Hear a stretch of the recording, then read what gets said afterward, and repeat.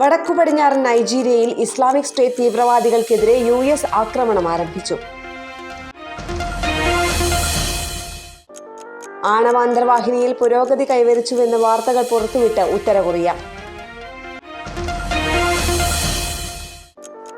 റെയിൽവേയുടെ പുതുക്കിയ യാത്രാ നിരക്ക് ഘടന ഇന്നു മുതൽ പ്രാബല്യത്തിൽ വരും.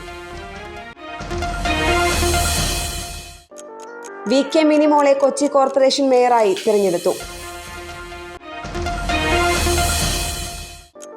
കേരളത്തിൽ കള്ളക്കടൽ ജാഗ്രതാ നിർദ്ദേശം, കടലാക്രമണത്തിന് സാധ്യതയെന്ന് ദുരന്ത നിവാരണ അതോറിറ്റി മുന്നറിയിപ്പ്.